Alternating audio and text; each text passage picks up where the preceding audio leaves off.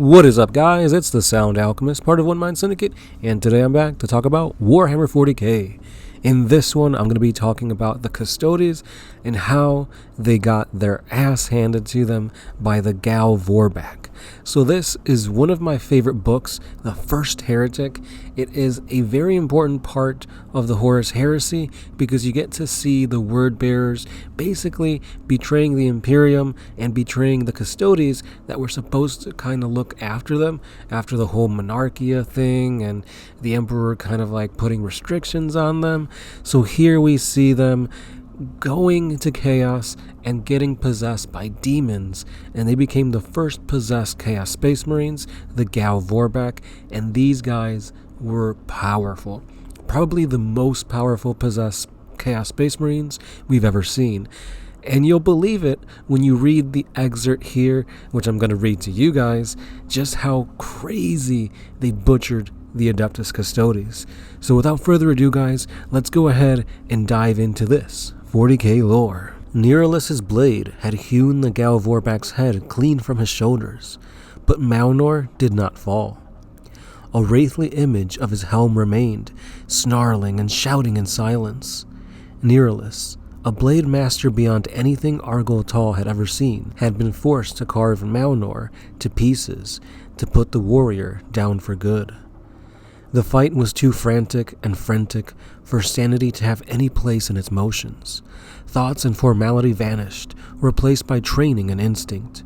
A blur of blades and claws, the crack of ceramite, the grunts of paint, the smells of spit, of acid, of sweat, parchment, bone, panic, confidence, of smoky bolter muzzles, of charged blades, of breath, of blood, and more blood.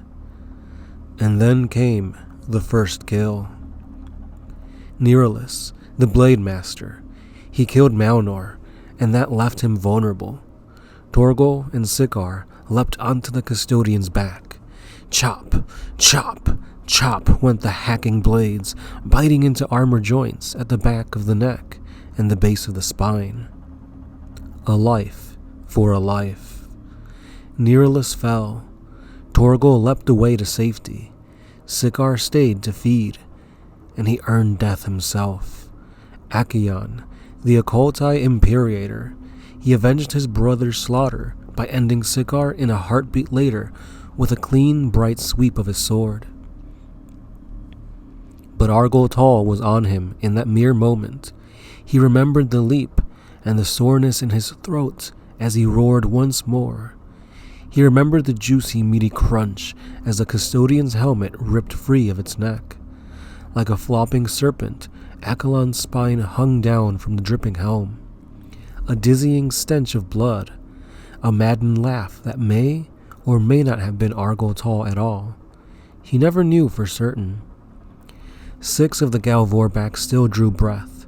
6 possessed warriors gave their desert dog cackles and ran for the last custody with demonic vigor burning in their limbs. And this was the last moment Argol Tal could ever recall, until the air was cold again and it was all finally over. Sinthran pulled his helm free and faced them bareheaded. Instead of waiting for his halberd in hand, he hurled it as a spear. The Gal Vorbak scattered, but it still struck home. One of them took the blade in the chest with a crack like a falling tree. The spear punched through ceramite, bone, and meat with enough force to burst from the word-bearer's back. The Astartes flipped over with the impact, his chest cavity stripped hollow, his lungs and 2 hearts blasted clean out of him. He was reduced to pulp meat on the ground. Sinthran had smiled as the other 5 descended upon him. He considered his vow of silence complete, given the circumstances, and he laughed at the warrior he had killed. I had always hated you, Zaphin. And there you have it, guys. This was a pretty epic fight, albeit one-sided, because it was 3 Custodes fighting. At first was 11 Gal Vorbak, and eventually they dwindled their numbers down, but you do see them getting slaughtered, getting their heads ripped off. Yeah, it was a losing battle for the Custodes, but this was written like 12, 14 years ago, I believe. So if it was written in current times, it seems that the Custodes would have probably put up a better fight, but at the end of the day, they were outnumbered. They were fighting these super powerful Chaos Warriors, and we do know that the Custodes fight best when they're being supplemented by the Sisters of Silence. Perhaps their aura of anti-psyker, anti-chaos, their null ability would be able to hinder the Galvorbak's demonic possession to a point where the Custodes could come out on top. However, that was not the case this time, and you see them struggle, but at the end of the day, they do get butchered pretty badly at that. So this isn't the first time that the Custodes have been obliterated. There is a time where a World Eater prisoner, unarmored, takes out a armored Adeptus Custodi. Now there were some kind of, how do I put it? The way it was written, it seems that the World Eater was in better condition, better shape. I guess you could say, guardsman, well, he was basically guarding them, so he wasn't a peak warrior of the Adeptus Custodes, but still he was Adeptus Custodes nonetheless. But he did lose to an unarmored World Eater. So yeah, the Custodes they do lose. It's not like they're invincible, but they are the pinnacle of what the Imperium can put out.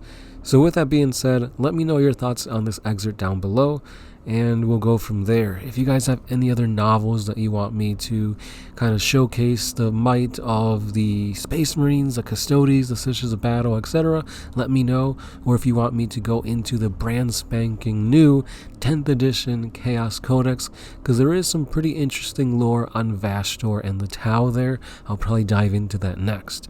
But again, guys, you gotta stay subscribed to get that awesome 40k lore. So with that being said, that's what I got for you guys today. Don't forget to like, comment, and subscribe.